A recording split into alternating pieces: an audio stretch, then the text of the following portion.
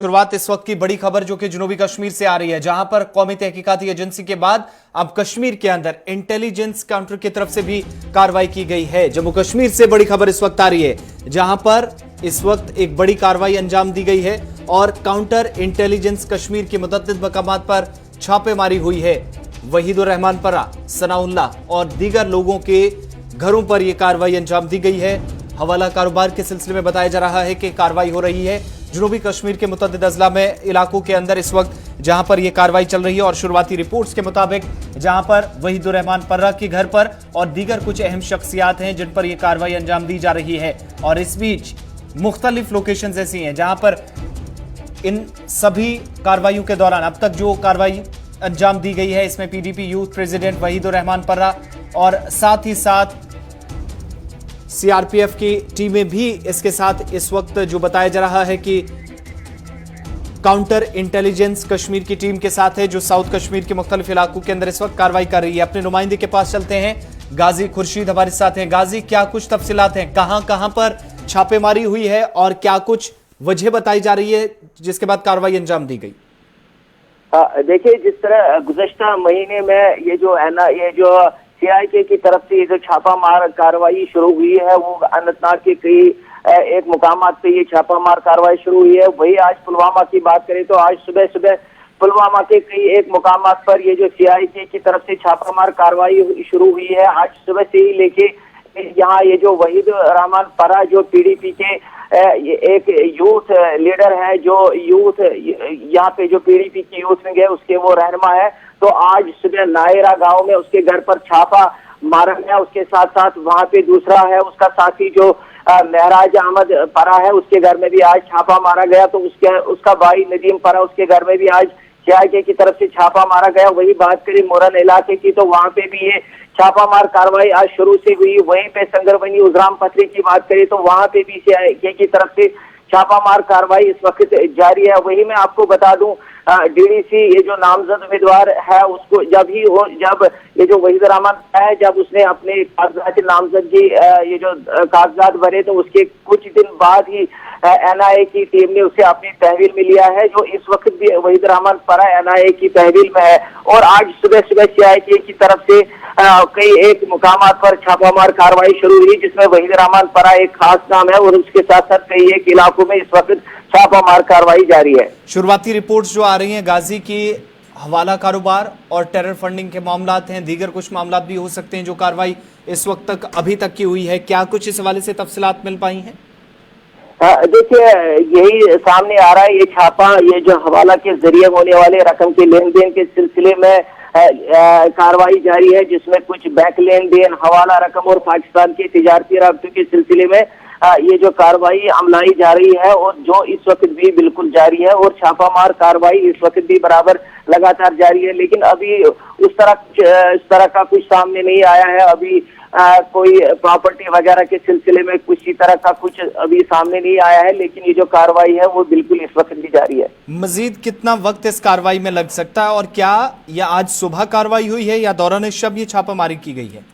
नहीं, देखिए, आज सुबह से ही ये जो पुलिस इनके हमरा है, ये पुलिस की एक विंग है, बिल्कुल आज सुबह से ही ये कार्रवाई शुरू हुई है, जो कई एक मुकामात पे इस वक्त भी जारी है। उसमें ये जो बालाई इलाके के कई मुकामात भी है, वहां पे भी ये कार्रवाई शुरू हुई है। वही मुरन की बात करें तो वहां पे भी हो सकता है कि इसमें शायद अभी और कुछ मजीद वक्त लग सकता है, क्योंकि अभी बदस्तूर कई एक इलाकों में इस तरह की कार्रवाई शुरू हुई है, लेकिन सामने अभी कुछ नहीं आया है। सामने अभी तक सिर्फ ये जो छापामार कार्रवाई है, तलाशी कार्रवाई जारी है और इस हवाले से अभी कुछ इस तरह का सामने रिपोर्ट नहीं आया है, जिसकी अभी ये जो है अभी उसका इंतजार है। तो गाजी, क्या वहीदुर रहमान पर्रा या सनाउल्लाह या दीगर लोग जो बता रहे हैं कि वहीद के भाई या करीबी उनके हैं जहां जिनके खिलाफ ये कार्रवाई हुई है, उनके घर वालों की तरफ से कोई बयान या उनसे कोई बात हो पाई हो, उनका क्या कुछ रद्द-ए-अमल है?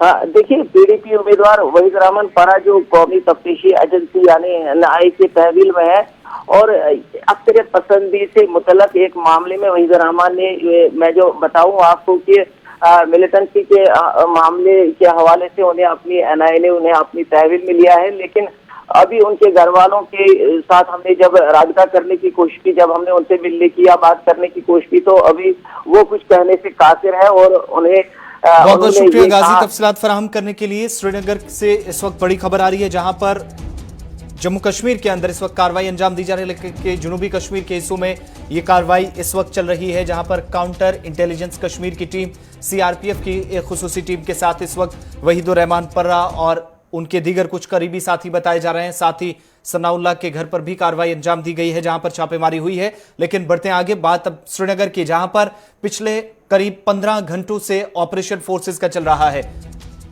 एनकाउंटर जो कल करीब 6 बजे शुरू हुआ था, पहली गोली चली थी, लेकिन इस वक्त खबर यह आ रही कि इस एनकाउंटर के दौरान 2 मिलिटेंट हलाक हुए हैं, लेकिन तस्दीक ऑफिशियली इनकी अभी होना है। पुलिस की तरफ से दूसरे मिलिटेंट के हलाक की तस्दीक अभी तक नहीं की गई है। फौज, पुलिस और सीआरपीएफ की मुश्तरका टीमें यहां पर कार्रवाई अंजाम दे रही हैं। सीधा श्रीनगर आपको लिए चलते हैं। हमारे साथ इस वक्त कश्मीर ब्यूरो चीफ हिलाल हंजूरी भी हैं। हिलाल, क्या कुछ लेटेस्ट अपडेट है एनकाउंटर के हवाले से?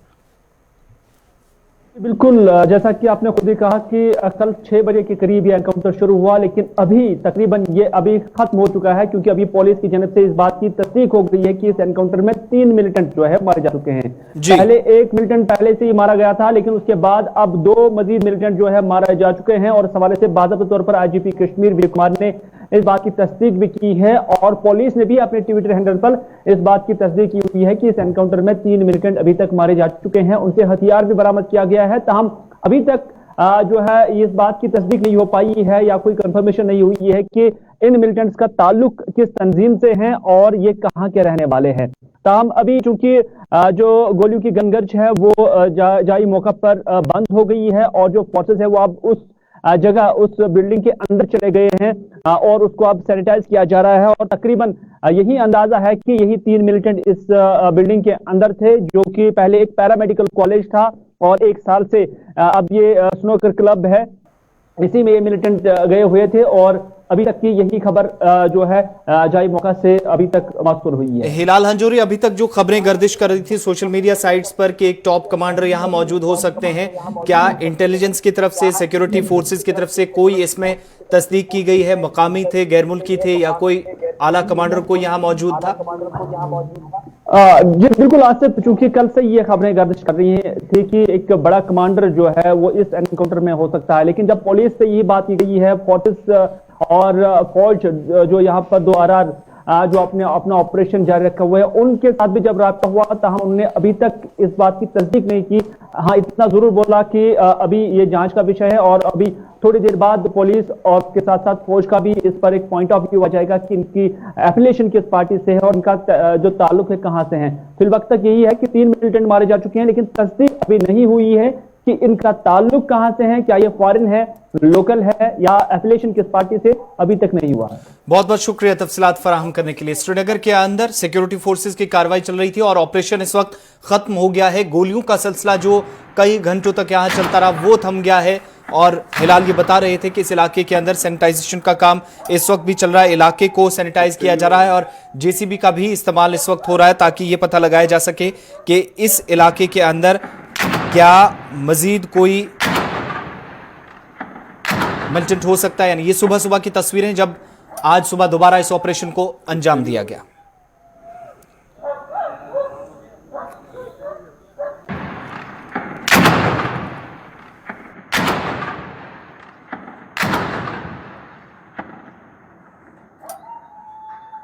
कुत्ते भी रो रहे हैं।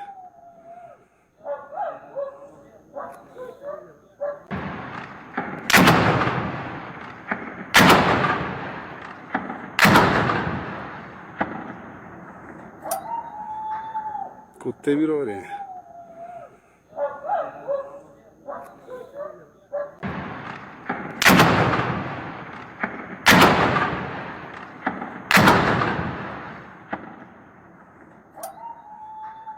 कुत्ते भी रो रहे हैं। चलिए, बड़ी खबर इस वक्त आ रही है कि श्रीनगर में एनकाउंटर खत्म हो गया है, ऑपरेशन खत्म हो चुका है।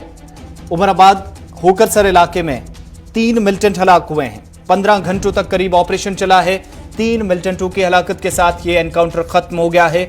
देर शाम 6 बजे के करीब पहली गोली चली और अब जाकर 11:15 के आसपास इस ऑपरेशन को खत्म किया गया। लेकिन फिलहाल यहां पर हालांकि गोलियों का सिलसिला थमा है इस इलाके को सैनिटाइज करने की, क्योंकि काफी वक्त तक यहां गोले भी इस्तेमाल किए गए। मजीद कोई नुकसान ना हो इसके लिए एहतियात के तौर पर फिलहाल यहां पर सैनिटाइज का काम भी किया जा रहा है, ताकि किसी तरह के नुकसान से बचा जाए, आम शहरियों को कोई नुकसान ना हो। इस इलाके के अंदर जहां पर आईडीज कई बार नस्ब की जाती हैं सिक्योरिटी फोर्सेज की तरफ से, इस इलाके के अंदर इसी तरह की सूरत हाल बनी थी। और आगे इस वक्त हालांकि कार्रवाई जरूर चल रही है, लेकिन जो गोलियों का सिलसिला था वो थम गया है। ऑपरेशन जो सर्च ऑपरेशन एनकाउंटर में तब्दील हुआ था वो खत्म करने का ऐलान जरूर किया गया है, लेकिन 3 मिलिटेंट हलाक हो चुके हैं जिसकी तस्दीक कर दी गई है। मगर ये किस मिलिटेंट तंजीम से वाबस्ता थे, मकामी थे या गैर मुल्की थे, ये तस्दीक होना बाकी है। 3 मिलिटेंट के हलाक होने की इस वक्त खबर सामने आ रही है श्रीनगर से।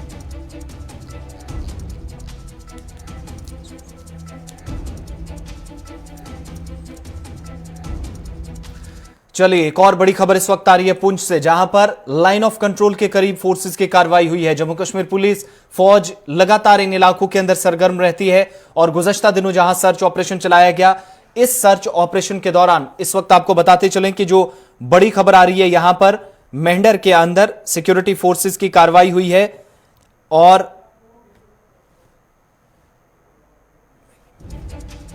बड़ी खबर हम आपको बता रहे हैं सरहदी जिला पुंछ से, जहां पर मेंढर तहसील में असला और गोला बारूद बरामद किया है सिक्योरिटी फोर्सेज ने। एलओसी के करीब डाबी गांव में हथियार जब्त हुए हैं, जहां पर गुज़श्ता दिनों 4 नौजवानों की गिरफ्तारी हुई। 6 ग्रेनेड इनसे जब्त किए गए थे और ये तस्वीरें उस इलाके की, जिन 4 में से एक नौजवान ने इंकिशाफ किया कि लाइन ऑफ कंट्रोल के करीब इस बर्फीले इलाके के अंदर उन्होंने मजीद कुछ हथियार रखे हैं। 2 पिस्टल और ग्रेनेड इस इलाके के अंदर बरामद किए गए हैं। बड़ी खबर इस वक्त हम आपको बता रहे हैं, जहां पर कार्रवाई जम्मू कश्मीर पुलिस की तरफ से हुई है, मेंढर पुलिस बिलखुसूस, और साथ ही साथ इस वक्त इस इलाके के अंदर जहां पर फौज की मदद से इस कार्रवाई को अंजाम दिया गया था। और अभी तक की जो इतलात मौसूल हो रही है कि इस इलाके के अंदर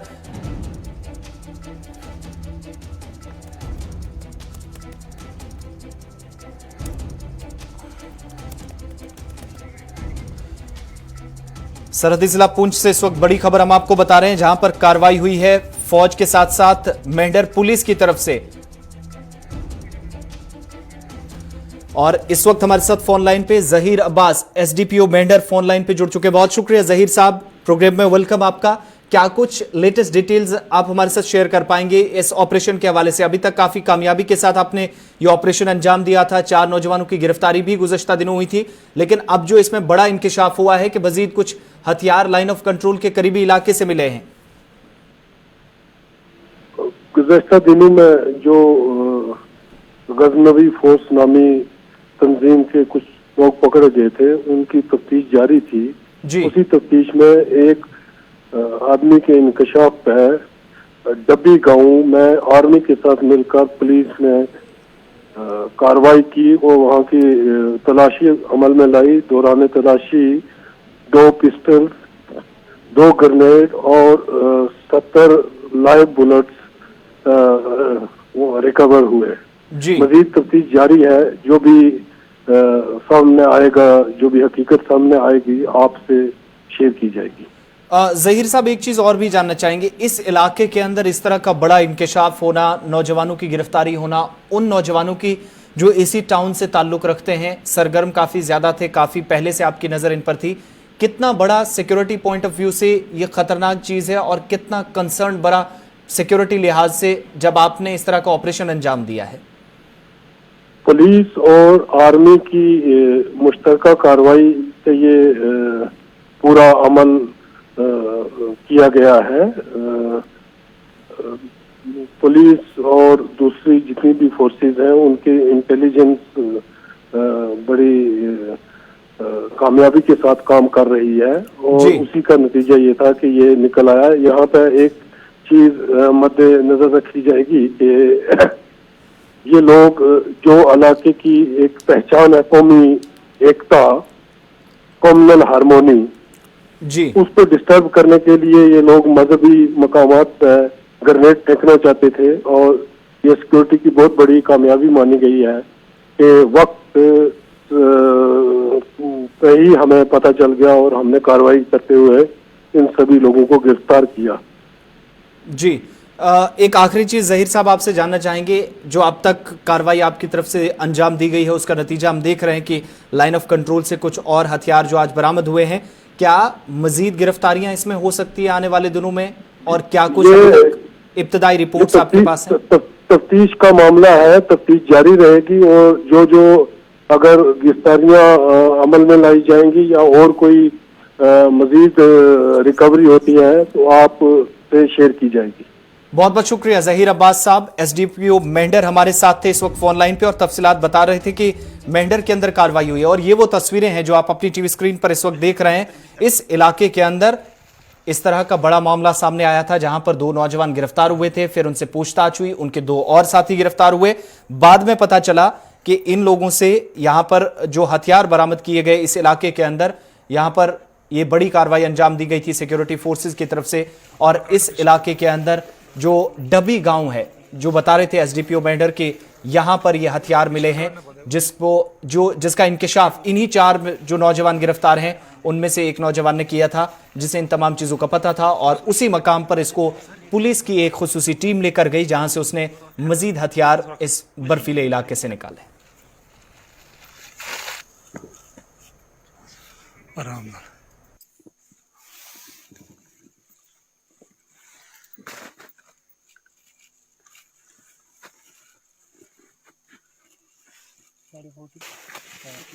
ऊपर काटना पिस्टल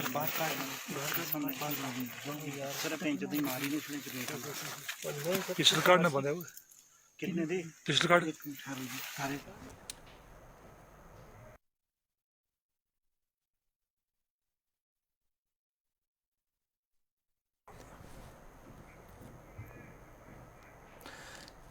चीन के साथ जारी तातुल पर वज़ीर दिफा राजनाथ सिंह ने कहा है कि अगरचे लाइन ऑफ एक्चुअल कंट्रोल पर चीन ने इस तरह की वहां पर कोशिशें की कि मुल्क तकसीम हो, ताहम मुल्क की मुसल्लह अफवाज ने इसे भरपूर जवाब दिया, जिसका नतीजा यह है कि इस वक्त सूरत हाल मजमूई तौर पर लाइन ऑफ एक्चुअल कंट्रोल पर काबू में है। एक खुसूसी इंटरव्यू के दौरान उन्होंने कहा कि मुज़ाकरात हुए, ताहम कोई बड़ी पेशरफ्त अब तक इनमें नहीं हो सकी।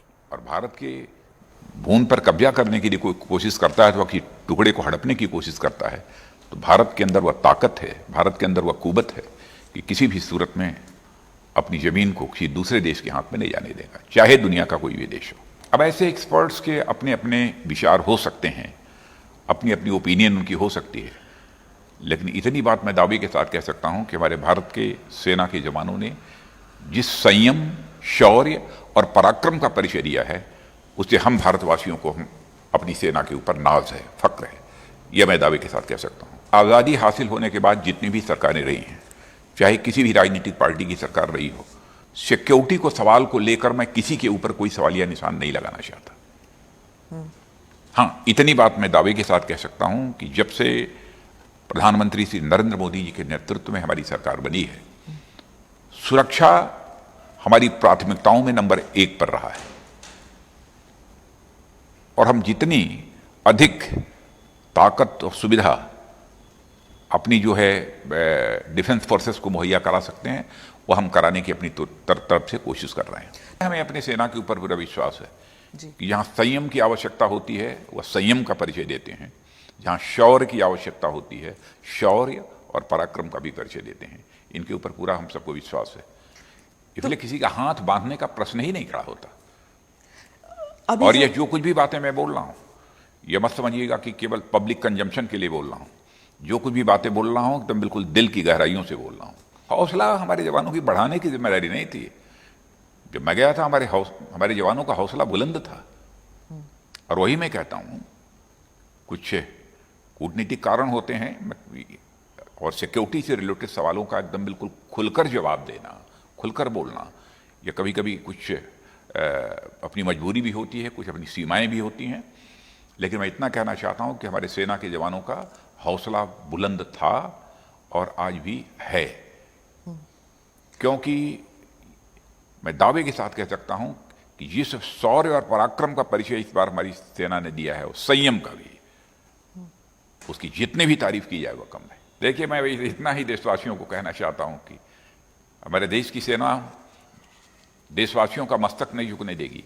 क्या क्या हुआ है मैं खुलकर नहीं बोल सकता हूं, क्योंकि दोनों देशों के बीच बातचीत का दौर चल रहा है,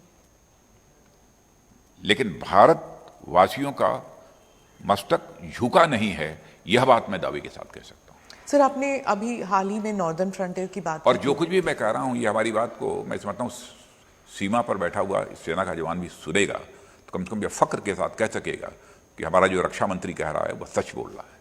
देखिए, पाकिस्तान का जहां तक सवाल है, पाकिस्तान तो जब से एग्जिस्टेंस में आया है तब से ही बराबर कुछ ना कुछ नापाक हरकतें सीमा पर उसके द्वारा की जाती रहती हैं। और सीज फायर वायलेशन का जहां तक सवाल है, 200, 250, 300, 400 बार बराबर वो सीज फायर वायलेशन कभी कभी महीनों में ही करता रहता है, सिलसिला जारी रहता है, लेकिन हमारे सेना के जवान बराबर उसको मुंहतोड़ जवाब देते रहते हैं।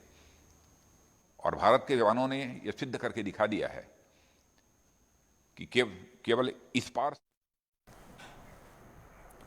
चलिए, इस वक्त बड़ी खबर आ रही है जहां पर मुल्क के अंदर कोविड-19 की नई किस्म की शनाख्त हुई है, कई नए केसेस सामने आए। इसके पेश नजर हुकूमत ने फैसला लिया है बरतानवी परवाजों पर पाबंदी 7 जनवरी तक जिसमें तौसी कर दी गई है। वजारत शहरी हवाबाजी ने अहम फैसला लिया है और कोविड-19 की जो नया स्ट्रेन है उसके नए केसेस मंजर आम आने पर जब ये नई तस्दीक हुई है कुछ नए केसेस की मुल्क के अंदर, कल 6 केसेस सामने आए थे और उसके बाद एक केस जम्मू से भी सामने आया है। यूके से वापस आने वाले शहरी जो इस नए स्ट्रेन का शिकार हुए थे, नई किस्म का शिकार हुए थे, और उसके बाद हुकूमत ने फैसला लिया है। पहले ही नए स्ट्रेन को लेकर पहले लोगों से भी कहा गया था कि वो ना घबराएं, लेकिन हुकूमती सतह पर एक और बड़ा फैसला। इससे पहले बरतानिया से आने वाली परवाजों पर पाबंदी आयद की गई थी, जिसमें अब 7 जनवरी तक तौसी करने का फैसला सरकार ने कर दिया है। वजारत शहरी हवाबाजी के वजीर की तरफ से थोड़ी देर पहले स्टेटमेंट जारी किया गया है और मुल्क में इस नए स्ट्रेन से बचने के लिए यह अहम कदम सरकार की तरफ से उठाया गया है।